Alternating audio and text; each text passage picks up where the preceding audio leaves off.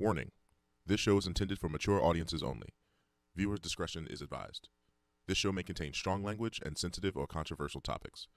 We are not attorneys and are not providing legal advice. The views and conversations are our own thoughts and feelings, and therefore, purely speculation.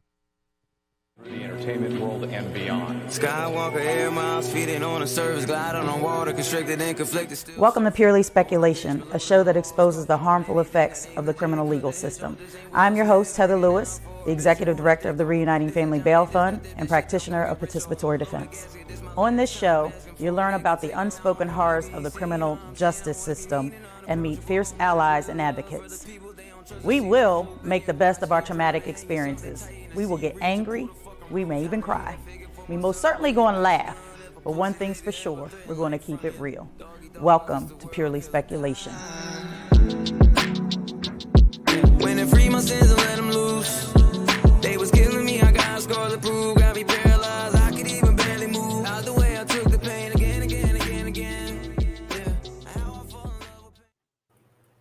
Hey, y'all. Welcome.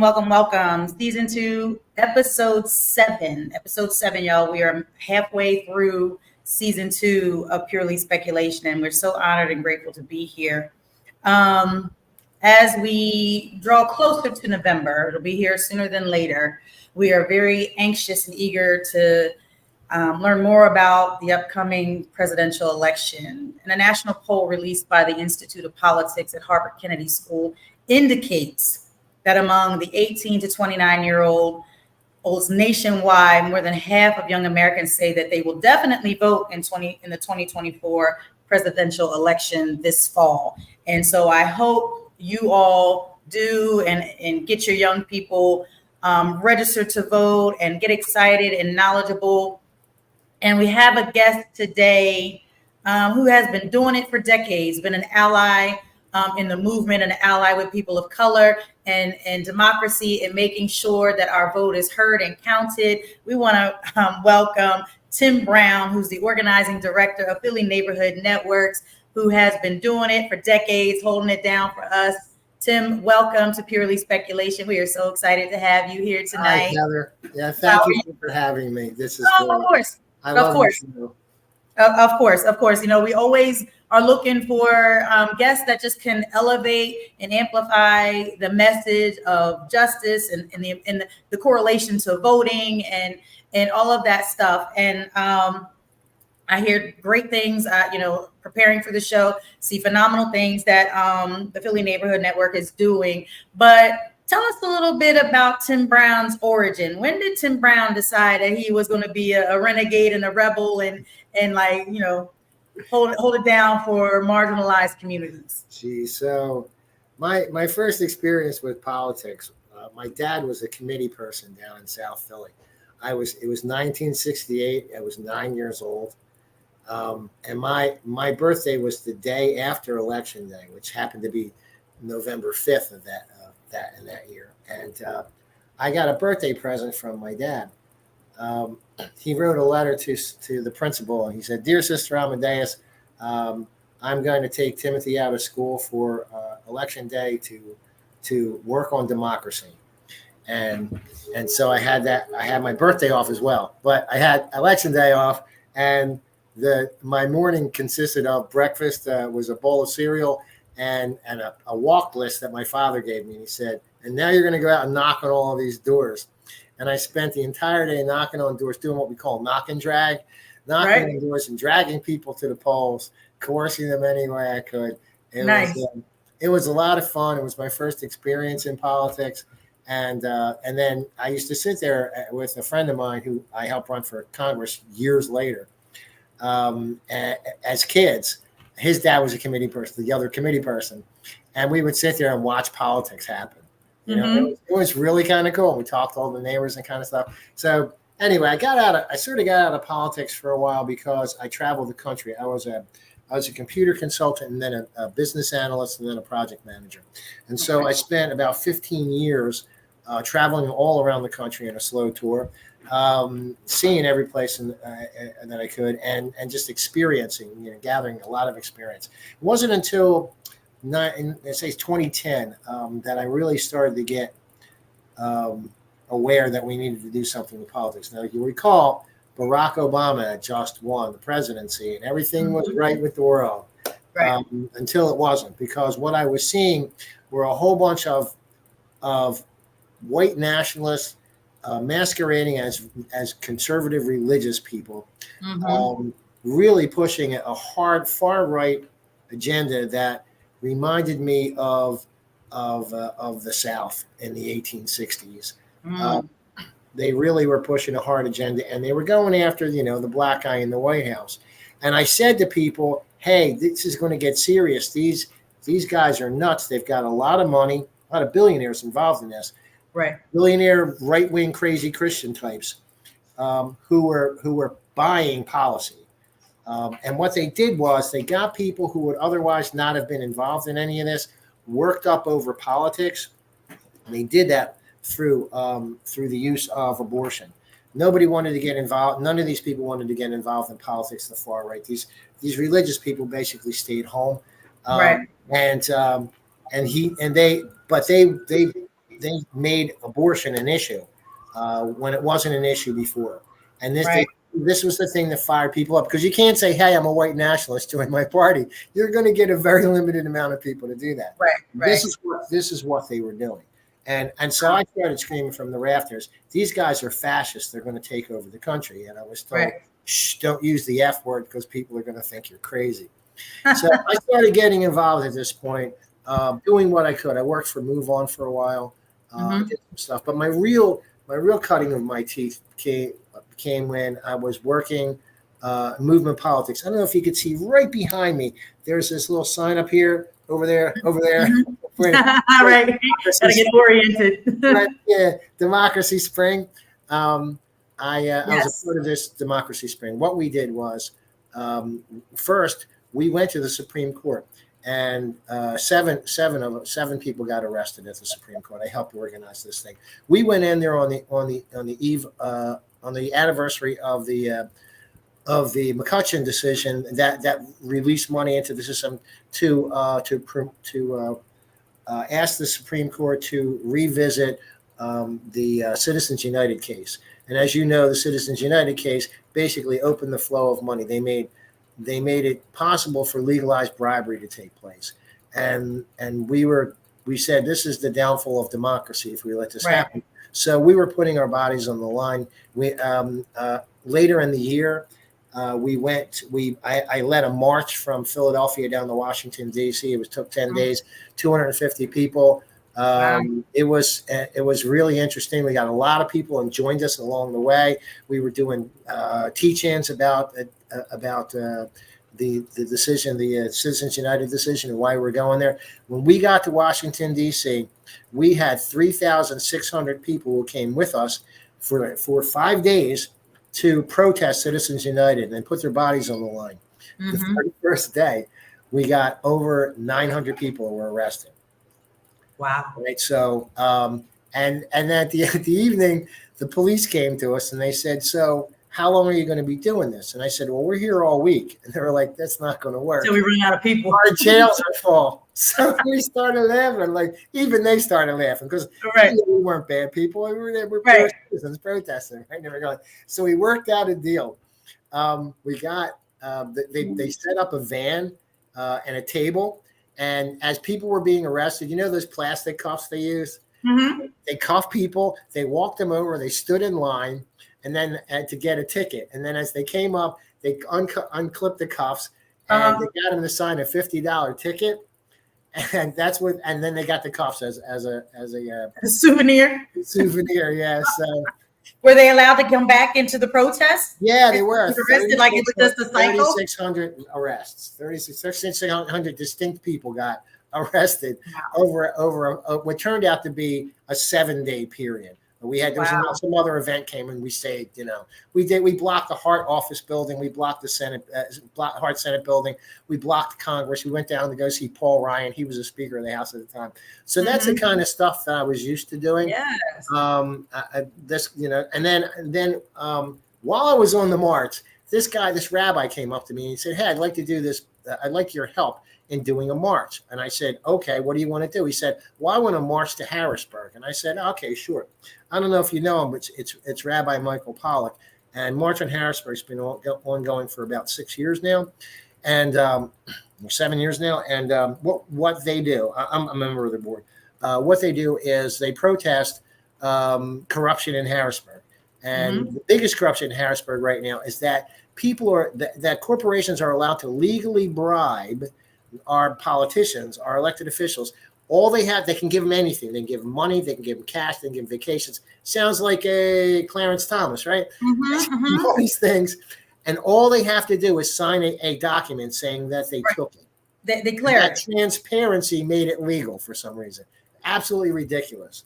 So, yeah, so that's the kind of work I've been doing. And then I was doing a little bit of work, and I started working nationally, then statewide. A friend of mine ran for Congress in the 7th district. You remember when the 7th district was Donald Duck kicking Goofy? Remember that gerrymander district? That was the first time I was the field director for that.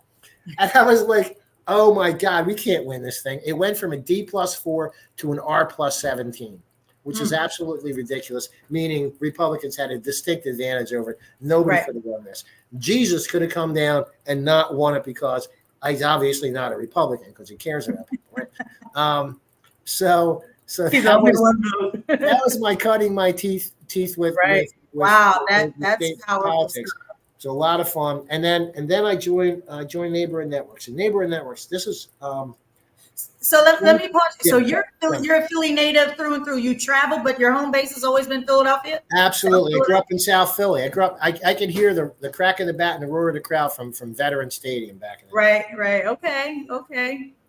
That's awesome. So sorry to interrupt, but go ahead. Yeah. How you got your Philly neighborhood? Yep. Yeah. So I joined Philly Neighborhood Networks. They're a really nice bunch of people. Next year will be their 20th year. They were formed. So it was 2005, 2004, and the John Kerry election was happening, and Move On was working with activists in all over the country and in Philadelphia, and so they had gotten like 70, 80 people who were doing this kind of work, and then the election was over, and then Move On moved on, and all these people were just like, what do we do now?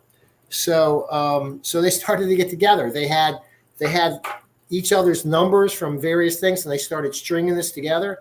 And over the course of a couple of months, they got a big group of people together, and they said, let's form an organization. So in 2005, they formed Philly Neighborhood Networks, and it was networks all over every neighborhood in the city.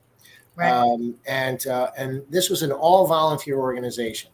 And they kept it going for all this time. And Heather, like a lot of organizations come and go, particularly volunteer organizations. This just shows the tenacity of these folks, if they were able to do this. And just like really smart stuff. Like the people that are on the steering committee here are community leaders.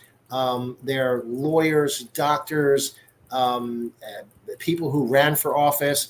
People who worked in administrations before, so they knew how things worked, right? Right. I think that was probably why they were so successful, because people would come to them and ask for their endorsement because they knew that they were going to get a fair shake, and that people were going to, these are upright people. So 6 years ago, I came on board part time, and then they liked me, so they kept me. And now I'm the organizing director. And we have I think there's about 3,600 people total for our organization. Not all of them are active, but all of them read the newsletter. We have a weekly newsletter, and it tells you what's going on in the city. And they've been working on all sorts of stuff. We believe that in order to be successful, you have to have an inside-outside strategy for politics. And that means sometimes you got to be on the outside, banging on the door, saying, hey, we want to get this stuff done, because the inertia that happens in government, right? But sometimes you got to be on the inside so you can actually get things done. And a telling moment was Kendra Brooks. Before she became a council member, she was a member of the Alliance for Just Philadelphia. We sat at the same table, and we worked on a bunch of issues together. And then she decided she was going to run for office, and we got her over the hump, right? And now she's second term. Anyway, on her first term, we're all sitting down together before she's ready to start. She just got her chief of staff together, and she was trying to figure out what she's going to do. And we sat down to talk about how we would do some community governing together. And she stopped in the middle of the thing and she said, at least there's one of us on the inside right now. And like, that's where we want to go here. We want to get more of us on the inside. Nick O'Rourke's on the inside right now. Right. Lou Landau's on the inside right now. Okay? Right. We're getting people who we've worked with in the past, who've been our allies, our members, elected to office. And that's how we're going to make the change. Right. I got a question for you, and this may be it'll be par for the course, so fuck it. Do you pay attention to Montgomery County politics at all? I used to pay attention to Montgomery County politics because the 7th Ward had part of Monco. Yeah. Yeah. I remember like meeting Eugene DePasquale in I don't know how many places, because he was up there when he was running for office. And I would say, what a nice guy, heck of a nice guy. I think he's going to do a good job. Fingers crossed. Yeah. So I used to do a lot of Monco stuff, but I haven't been doing that for a while. Why? Who do you want to dish about? Just the whole, Montgomery County Democratic Committee. Just, you know what I mean? Just the, I don't want to say the corruption, but the favoritism and all of that kind of like, they just, status quo. They're not willing, like, it's still that chain of command, like, oh, well, it's not your turn yet. You know what I mean? And it's not about the best qualified candidate. It's whose turn is it? And it's like, that cannot be our fucking politics. That's politics now. That's what it is. Thank you for agreeing with me that I'm not, you know what I mean? I'm not the only one. And it's insane that in Montgomery County being, I mean, I love that Philly can do that, because every time I hear about how things are done with fairness, I mean, not to say that Philly doesn't have its own set of shit, but it's like when you're actually, like you said, you've got good people that have worked their way and now they're on the inside. It's like, when do we have an opportunity to put good people in? And it's like, I don't even know that the environment would even be conducive to that type of paradigm shift and that movement. Like, it would rattle their fucking chains to no end. Like, I had in the ring for the state senate of the 17th district, and they all lost their shit. We had somebody else, because they put somebody in there that they wanted in there, and that we got zero support. You know what I mean? Because that person is doing what that person was designed to do. Yeah. And instead of having that person on the inside, one of us on the inside that understood the needs of the people, had their finger on the pulse of the people, and just was in the community, boots on the ground in the community every day. Yeah, there's two ways to get elected. One is to be part of that system and work your way through it. And the other one is to be somebody that comes in there and it's just a dynamo and blows the system away. And well, you forgot the third thing, money. And money definitely helps. That's the third thing. If you don't have the third one, that usually goes with, that could go with either one of those, right? Right. So you always need money to run. Always need money. But I think a lot of people just like the people who are the infrastructure, the people who run the infrastructure, the party bosses, those sorts of things. Right. Those guys have been around there for a long time, and they look at it as this is their job, and this is the thing they're going to do day after day after day after day after day. And they're not going to take somebody who's coming in from out of nowhere and accept them. They're just not going to. So that's why sometimes you have this knockdown drag out thing, and sometimes you have people that get sacrificed. Like, there are, these people run for state legislature. That's usually the first office they run for.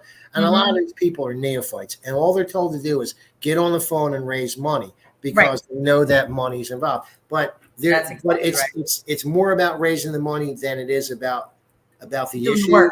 Right.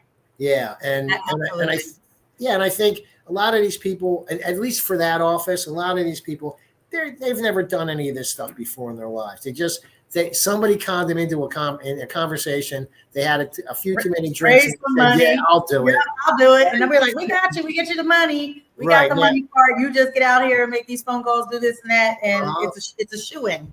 And like you said, there's the powers that be, the 4 or 5 folks that determine this stuff is who makes it happen. Who's the head honcho out there now? Didn't somebody get indicted? Not sure if somebody got indicted. But we have like Jason Salas is the treasurer of Montgomery County, but he's also the head of MCDC. Sheriff Sean Kilkenny, who is the sheriff in multiple municipalities here. Matt Bradford's a pretty strong influencer of who's who and what's what kind of thing. So it's a couple of those guys that just kind of make decisions, and poof, it happens. Right. Yeah. You gotta work your way in with those and earn their respect before you get something, or you come in like Barack Obama did and blow out the system. Right. Nobody. Yep. I mean, because Hillary Clinton thought she was a shoo in that time. Remember? Right. Who was this guy coming in out of nowhere? Right. But he was so much more dynamic than her, and that's why he was able to do. Right. Yes. Way more charming. So what's the most thing that you're proud of that PNN has done thus far since you've been there? Well, wow. Okay. Well, it's still an ongoing process, but I'm really proud of being able to get this done. What I believe is that, like I said, you got to do an inside-outside game. You got to have somebody on the inside to help you, and then a champion, and then you got to push from the outside. So I like to get things done, not just like have a rally or or an event, or that's one of those, a one-off. The people in power can ignore it. But if you're in their face constantly, they don't know what to do, and that's when you make them uncomfortable. My job as an organizer is to make the comfortable uncomfortable, in order to move them out of their comfort zone and actually get some stuff done. And so we were trying to get a public banking bill passed, and this had been going on.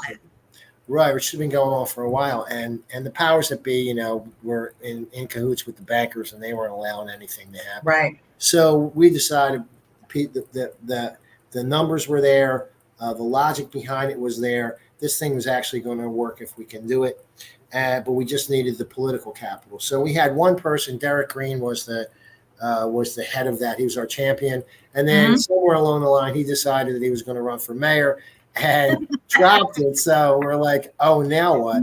So I said, you know what? We have this bill that was about to come up to be passed. And I think Helen grabbed it for a little bit and tried to help with it, Helen Gim. And I forget who had it the last. But, no, I can't remember who had it last. Anyway, so what we did was we knew we needed a veto-proof majority because the mayor didn't like it. So what we did was we did a media blast. We overwhelmed. We know that the politicians, where they get their news from is their social media, telephones, emails, Twitter accounts, Instagram. So we got 60 people on the phone one night, and everybody called all 7 of their at-large council members and their district council member with a message to say, we want you to pass this bill. It's up for a vote on Thursday, which it was a Monday when we started calling, and we harassed the hell out of them all night long. Right. And then when they came in the morning, their media was blown up. Right. And at the end of the day, we had 15 of the 16 people, council members, on board with this thing. Nice. Almost unanimous. The only one was the Republican, O'Neill, up in the upper portion of Philadelphia. Everybody else got on board. And I think that's one of those things where you say, see, it works. Right. I love it. Yeah, so that's the kind of stuff we want to do. We want to keep pushing to make this kind of stuff happen. We really think that there's a lot of potential in the city to raise the funds that we need in order to be successful, but that the money's just been sitting in the same pools for so long. Right. And that the private investors won't let it go. And nobody's paying their damn taxes. I mean, as far as nonprofits are concerned, if you want to fix every problem that we face in Philadelphia, comes down to one thing: there's not enough money. Right. How do you fix that? You tax the nonprofits, the big nonprofits. Penn has got what, a $40 billion endowment they're sitting on. Drexel, Temple, LaSalle, St. Joe's, they're all part of Philadelphia, and they're nonprofits. They're not paying any taxes. Right. make them pay their fair share of taxes, and all the problems that we have all the funding problems go away overnight. So that's what I would do. I like it. I like it. So how does this, because this sounds like a lot of policy and a lot of programming, funding, things like that. And you talked about voting. How does, but that was the legislator. How are you getting the people out to vote? Yeah. So well, let me take a step back for a second. A lot of the stuff that's done during election time is by people who are going into neighborhoods. The same people are going into a lot of different neighborhoods. These are the volunteers that show up all the time, and they're Knock great. and drag. And I love them. Yeah, I love them. They're doing their thing. But the problem is, you if you want to be successful in neighborhoods where people aren't turning out, you have to be from that neighborhood. You have to be recognized in that neighborhood as a trusted source. And what I said to some of these guys who were doing this work, we work at a big election table with a whole bunch of different organizations across the state. And it was not just me, but a few others that say, listen, if you want to be successful in getting people out to vote that haven't turned out to vote in the past, you better get to know them first, right? So people don't like it when you show up at their doors. Who the hell are you? Yeah, you may have a great message, but you're the wrong messenger. You know, nobody knows who you are. So people are going to shine you on and go, yeah. And then once they close the door, they're going to forget about you because their TV show's on. Right. And that all that time you wasted, all that time you used was a wasted effort. So what we decided to do is to go into neighborhoods, work throughout the year, and just do community events. And whether it's a town hall or a barbecue or a community day, these sorts of things, a block cleanup, and we'll tell you about some of the stuff we're doing coming up. And this is how you gain trust from people. You have conversations with them. Hey, listen, I've got you at the door. Let me ask you a couple of questions. What's the thing you really care about, Philadelphia? What would you, if you could change one thing, what would it be? You know, what really concerns you? The bread and butter issues that make a difference. People don't care about policies unless they can see a direct relation to their lives. Otherwise, please don't bother me with this today, right? Right. So that's what we do. And we knock a lot of doors. We've knocked thousands and thousands of doors over the past almost 20 years. And we've gotten a bunch of people elected with it, you know. Awesome. So that's what I would say, going into the neighborhoods and talking with people. Nice. And so you guys done a couple of things with early voting. Yeah. And then I think with the Women's March, you brought in some things as well as tapping into the women and getting the women out to vote. Yeah. But I also want to touch a little bit on what was the strategy and what was the feedback and the atmosphere of getting Larry Krasner elected? What did that look like, feel like, being in the moment, one of the most progressive DAs who's catching all kinds of hell, but doing, and it's doing good stuff for folks, but also too, like, in the movement space that we're in with formerly incarcerated and post-conviction work, is that we're still getting messages from folks that they have reached out to that office and it's like 400 days they haven't had their PCRA read or responded to. And it's like, you have some folks that it happens in an instant, and then you've got other folks that are waiting 400 days. That's crazy. Yeah. I mean, I don't know the logistics in that office and how exactly they work stuff. I do know that they've gotten a lot of people who were falsely imprisoned, released, and they're working on getting more. Absolutely. And I think some of the sentencing changes were smart moves. They're trying to unclog the system. There really is no reason for somebody who's been brought up on charges to sit in a jail cell for damn near a year waiting for a trial. And this is just ridiculous. You should not be further punished because you're poor, because you have a presumption of innocence, But if you're wealthy, you can pay your bail. Absolutely. Some people can't pay their bail, and then they sit in the system, and that costs the system more money. But the people, the people who are making money off that system don't really care. Oh yeah, they don't. It doesn't come out of their pocket, right? Right. So that's the kind of stuff that the Krasner team was able to get done. They were able to find some corrupt cops and call them out on it, which I think is really important. There's a lot of folks who who went to jail, went to prison for other false charges, and that's Right. Absolutely. I mean, It's a lot to undo, you know what I mean? And I think there's politics involved in it, because it's like, okay, you got it's it's a tangled web, and there's all these other people that are attached to, a wrongful conviction that, it's like, how do we do damage control for somebody that might be 3 or 4 degrees removed from the actual, wrongful conviction or prosecutorial misconduct? You know what I mean? So it's just like so crazy. So working on his campaign initially, I mean, now we feel him, we're vibing, but the initial, like, that fear of bringing this guy in and really pushing this progressive, what did that feel like? Well, it felt great. It felt like, remember the night that Barack won? Yes. We're out on Broad Street, everybody's jumping up and down and stuff, going crazy. Kind of felt like that. It was like, yeah, we won. Because progressives, we get our butts kicked on a regular basis. So when you actually win one, you're like, ha ha ha. You feel good for a while. So it felt really good. And there were big changes. I mean, if I were Larry, I'd have fired a whole bunch more people than he did, because there's still people in there that are dragging their feet and making things absolutely and difficult, So that was really good. But like, look, these guys are relentless. They're never going to quit. You saw what he's, when he ran for re-election, he had to go run the gauntlet. He had to run against a Democratic opponent, and then he had to run against some charlatan who wants to be one of them. Right. And then throw somebody up. And all kinds of stuff. I'm like, Caruto, I think it was, right? It's like, and impeachment. Oh, and don't forget Act 40, which really gripes me. So tell me about Act 40. I don't know Act 40. Okay, so Act 40 was passed.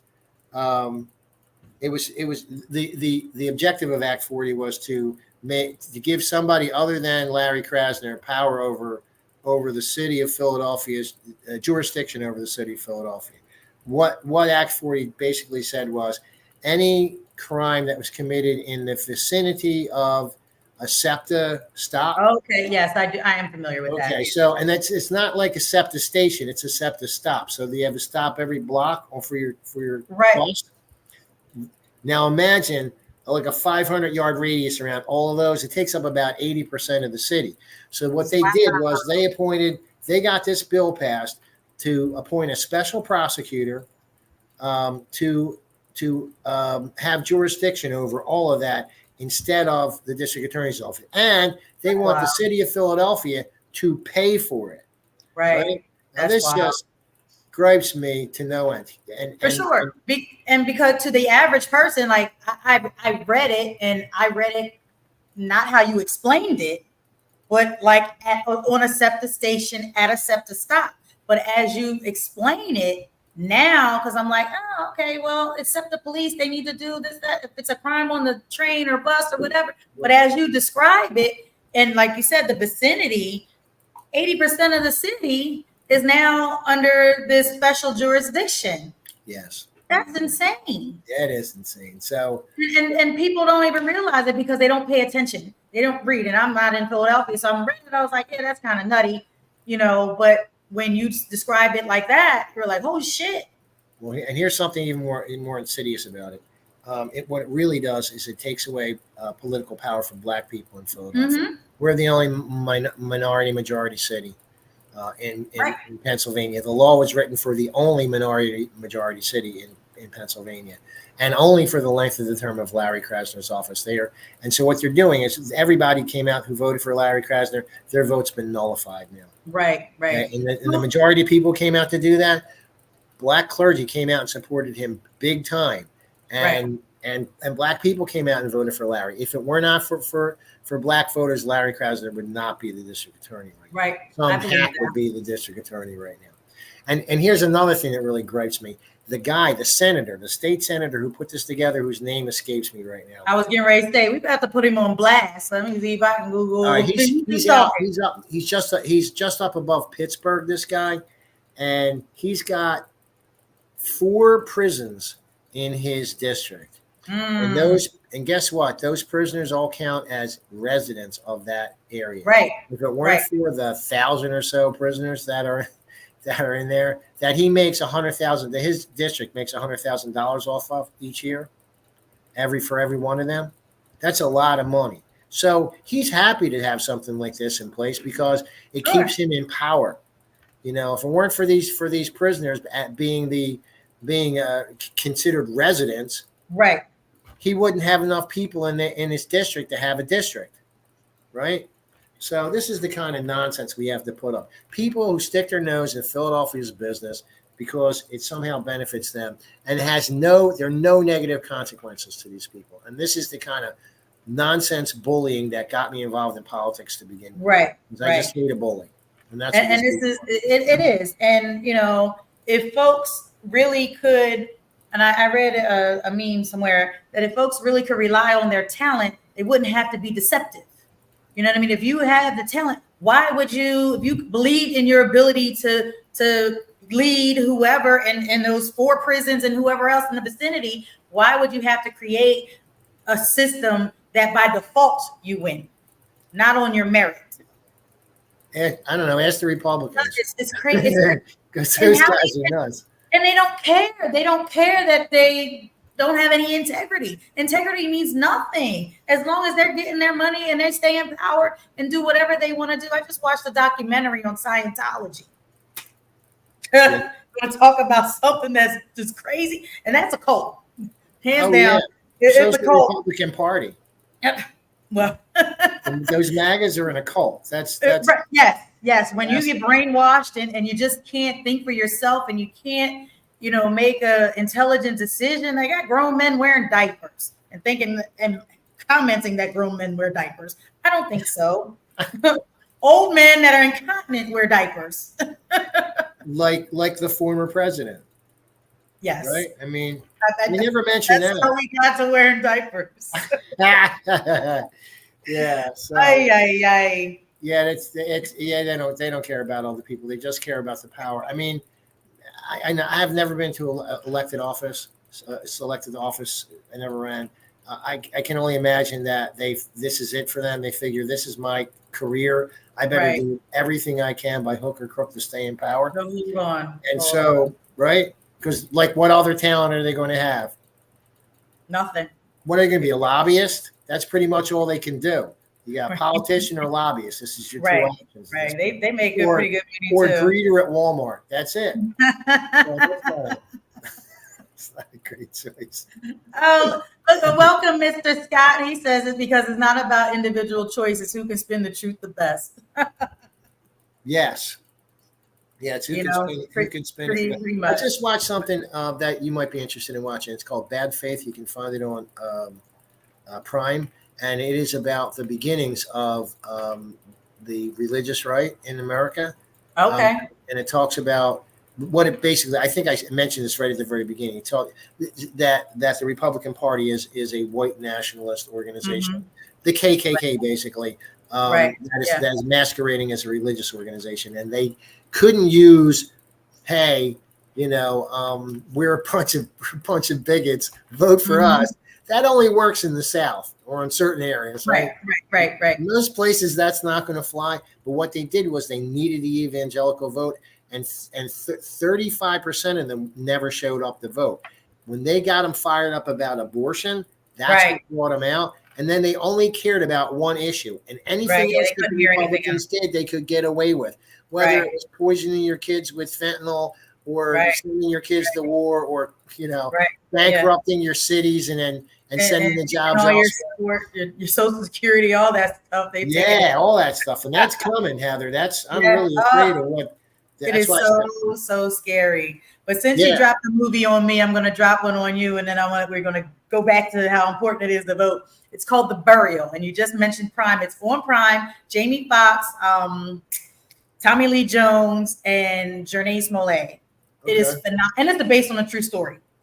So it's about The Burial. Yep, it's about a big corporation gobbling up all these smaller organizations, and it ultimately gets broken because it was systematically targeting poor people of color at their lowest time when they're burying their loved one, and just like jacking up the price. Just typically what they do. It's so typical, but it's so well done that and Lee Daniels, he's not the director, but Lee Daniels did such a good job with The Butler about the racism and the oppression and the violence wasn't as traumatic. You know what I mean? Like it wasn't the focus. Like there's a lot of movies I can't watch about race and stuff like that because it impacts me too much. And the race that you can see it, you can feel it, you can hear it, you can recognize it, but it didn't pierce because it was about that, but it also was like how they overcame, how they all came together and they won and shut that corporation down. And it's excellent. I was very, very more of that because I can tell you when the Sherman Antitrust Act went out the window, all these corporations gobbled up all these American jobs. There used to be so many, half the country was employed by small businesses, and that's not the case anymore. Absolutely. They stole all of that, and then they jacked up our prices, and then they blamed Biden for it. Yep, exactly. And then don't want to give you a fair wage so that you can actually afford the stuff they're selling you. Yeah. So we say all this to say this is why it's so important to vote. The ACLU, Black Votes Matter. Your vote is your voice. I mean, we can't say this enough over and over and over again. What is your strategy for getting young people to vote? That 18 to 24 demographic. Is there strategy? Is there something? Is it pizza? Is it weed? Is it, money? If pizza and weed would work, I'd have them all over my place. Have a great time. But what is it? I mean, so it's interesting. I had a conversation with Reverend Halston about this the other day, and he said, he said my daughter and her friends, they are from this generation. They know people from all over the world, and so they're affected by.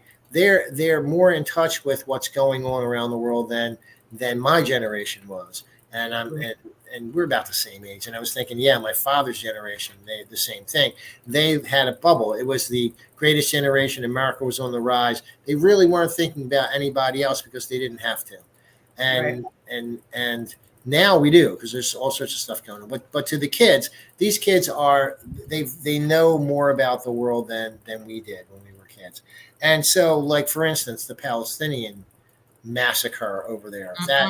That's a disgrace. I mean, I know I have a lot of friends who are Jewish, and a couple who are Israeli, and I haven't heard one of them yet say, "Hey, this is a great idea. Let's go slaughter Palestinians." This is what's going on. I mean, what happened with Hamas was a tragic thing.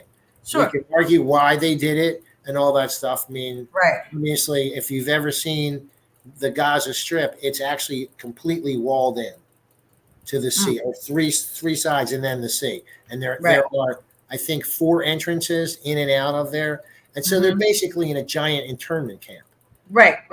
So I can imagine that they'd be pretty angry about it. That they lashed out, I'm not surprised. I don't endorse that.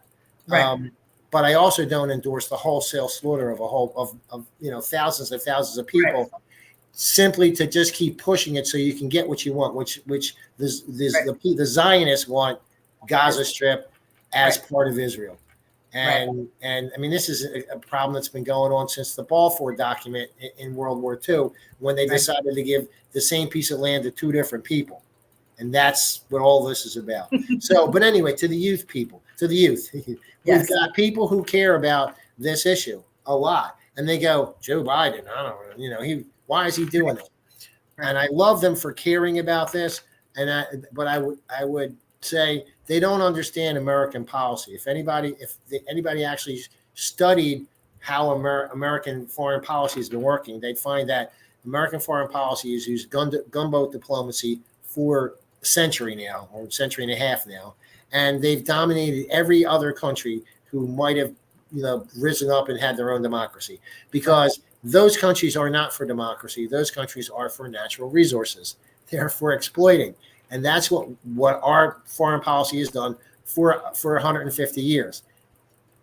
Yeah, they're angry with Joe Biden, but I think that they need to look at it. They should remain angry and get something done about this, but they should see it as in a larger picture and go, oh yeah, this is typical of what's going on. Because what's going to happen if Trump gets back in it? You think that's going to change? You think Trump's going to wave his magic wand and fix stuff? No, it's going to be the same thing or worse.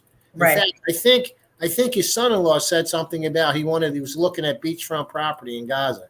So, I don't trust any of these people. So how do we get the youth vote out? We have town halls, we have meetings, we have rallies. We go knock on people's doors and have conversations with them. You can't have. So Philly Neighborhood Networks had for the longest time been just exclusively and for a while an older, whiter group, and we've just gone younger, Black and brown people, LGBTQ community, everybody's involved in it, and that's how we're going to do it. We're going to have conversations with our neighbors, talking about the issues that we care about, and then inviting them to come out and join us because we're going to need all hands on deck for this one. This is going to be a very close election. And so, so for me, logistically, I looked at this summer and I said, here's an opportunity for us to build some name recognition for Philly Neighborhood Networks. And in doing so, build a measure of trust in neighborhoods that never get talked to. Because here's the truth. We were out knocking doors in some neighborhood that we hardly ever knocked in. During the last election, during the primary election. And what we found out, where people were saying to us, hey, nobody ever knocks our door. You're the first person I've seen at our door, and I don't know how long.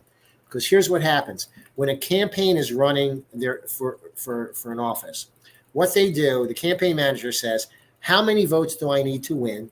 Right. How do I get those votes? And what they do is, so they backtrack it. They say, I need X amount of votes, and I'm going to go into the database, and I'm going to look to see how many people I can have to persuade. Right. And they look for people who are already voting because it's easier to persuade somebody to vote than to vote for your candidate if they're already voting than it is to persuade them to actually vote. Right. Right. And so that's who they target. And what happens is every single election, the campaigns only focus on those people that come out to vote. So every single election, the people that didn't vote get ignored and ignored and ignored and ignored. And after a while, they're disenfranchised. They're self-disenfranchised. Like, why should we even bother? Nobody even cares.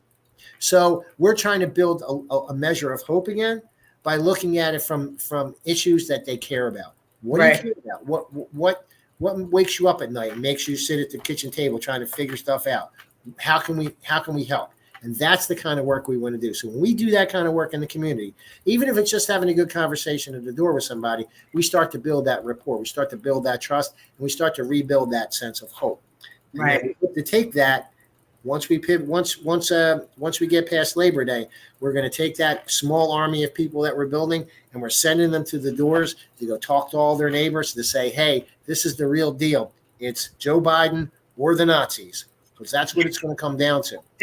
There's no difference between the Nazis and the white supremacists from the KKK and this crew. They're all the same people.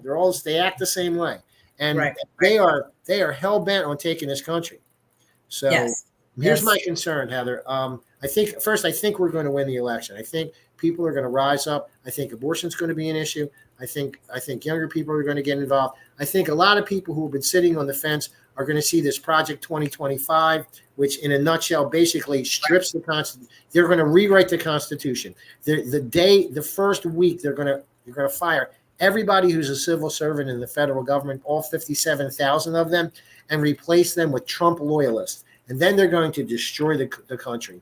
They're going to take all of our rights. They're going to take our Social Security, our Medicare, our Medicaid. And you want to protest? They will put you in prison. That's what's going to happen. Vladimir Putin's doing it right now. He just had Navalny, the guy he killed.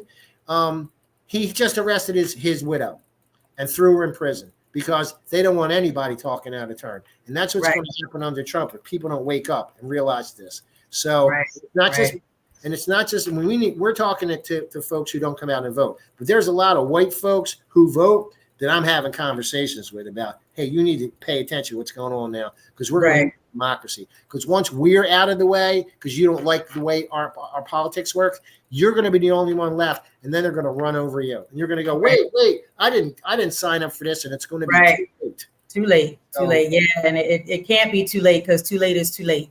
Yeah. Too late is too late. I'm like, where can I go? Is there has Canada take me? Right. Yeah. Exactly. Like, all right, I got $57. How far can I get? Yeah, there you go.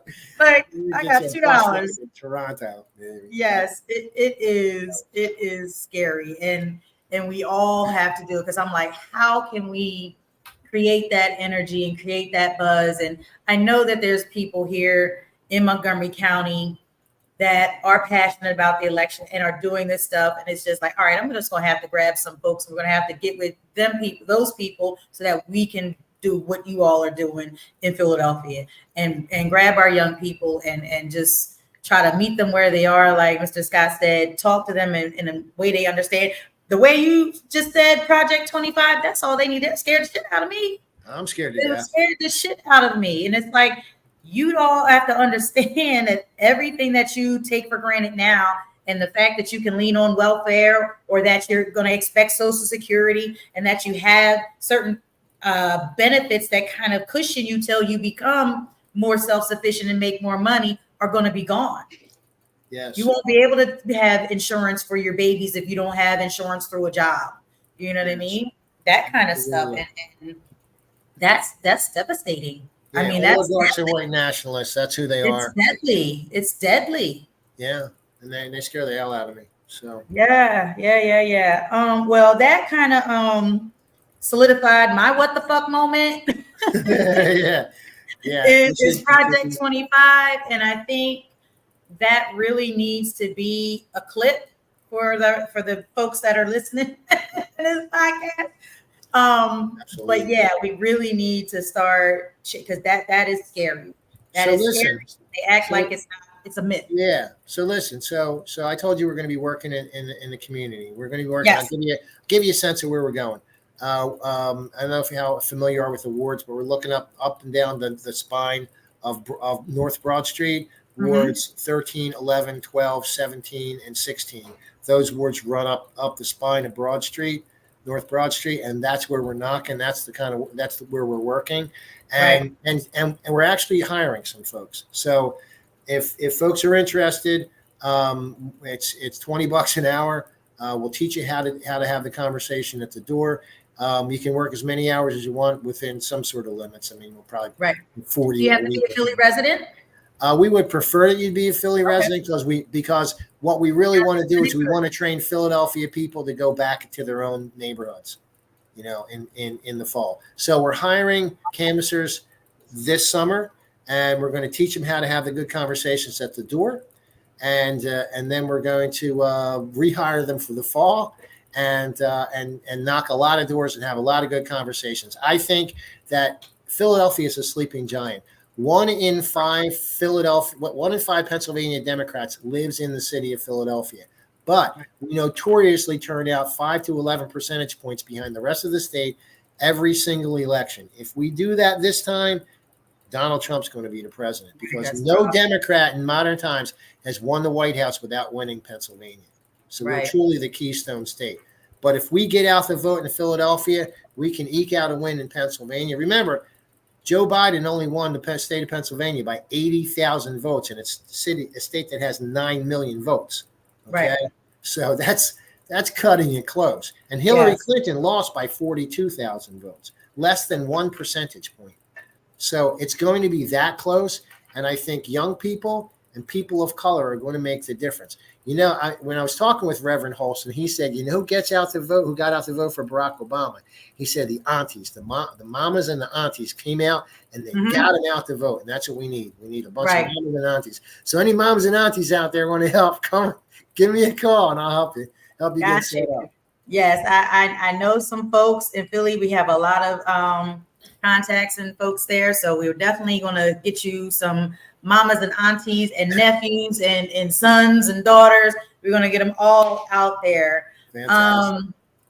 So that's call to action. Tim, this was a phenomenal conversation.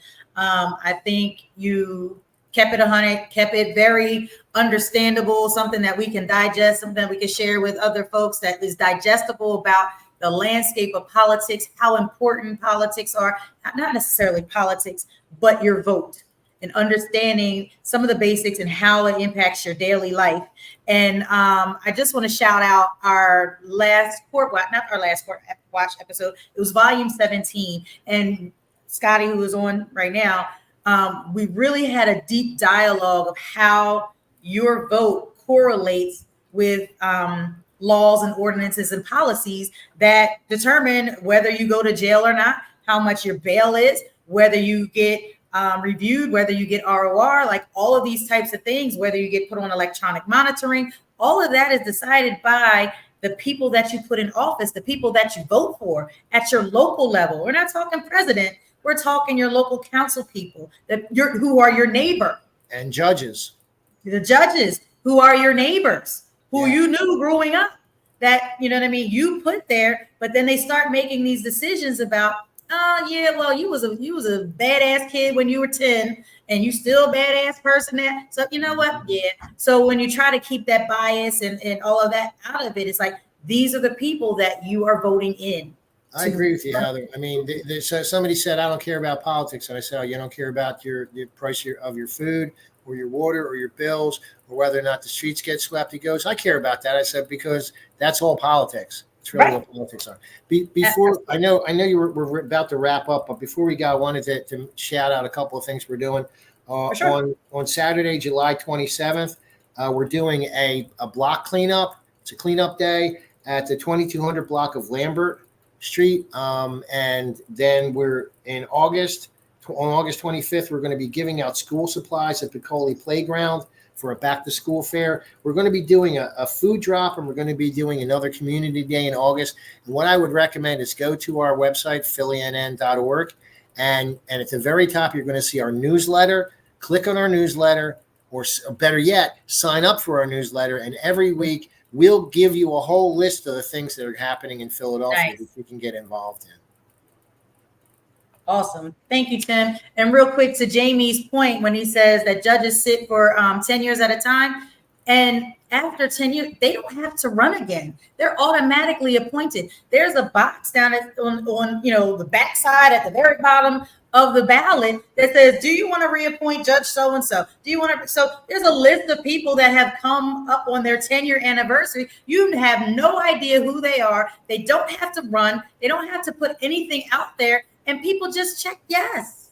I would love to be able to knock a few. It's called a retainer. I'd love to be able to knock a few of these judges down. We got one judge who was just abusive, moved to civil court. Unfortunately, she was pre-elected. She was retained because not enough people are paying attention to this. They don't. This is politics at its grassroots that makes a difference. If politicians know you're paying attention, they'll start paying attention to you. Absolutely. Tim, this has been phenomenal. We're going to have you back as we get closer, maybe like October, and see. Give me my prognostication. If I have any hair left. I was going to say, I didn't want to say I'm more gray hair or no hair. But this stuff is nerve-wracking because our lives depend on it. Our children's lives depend on it. I'm a grandmom. I have grandchildren. I have grandsons. Okay. They depend on this. No, you don't. What's that? You don't have grandsons. You that old? I do. I have 3 grandsons. Holy cow. God bless you. Yeah, that's where, I don't know if you can see, but yeah, that over here. Yeah, all that over here is them. But love them to pieces. But the thought of them being drafted and made to go to war the minute that they turn 18, because we will be at war if things go according to Project 2025. We will be at war here. We will be at war abroad. And that will mean that my grandson's lives are in danger. All of our lives will be in danger. That's how serious this stuff is. Yes. And I hate to end on such a doomsday note, but it's real. Politics matters. And your vote is your voice. Your voice matters. Don't let them take it from you. Absolutely. And with that, I say thank you. Peace and blessings to you. Prayers of protection and all that stuff while you're out there in the street, protecting your body and protecting our voice. I thank you, Tim. God bless you and PNN. And I look forward to seeing all you guys are doing. Don't hang up just yet. You take care. Yep. Thank you for tuning in to this episode of Purely Speculation. If you learned something, share something. Please like, follow, and share this show. The more our communities know, the more they are empowered and the faster we can create change. Purely Speculation would not be made possible without the generous support of the Community Justice Exchange, the Health Sparks Frank E. Boston Black Justice Fund, Philadelphia Foundation, and Reform Alliance. Thank you. Booyah! Intuition different, already lived and dreamt it. Visions make my vision clear as I'm jogging through this fog of life. I be fog lights with the fog set, body and I'm all set. Baby, can you be my Cardi B on and offset?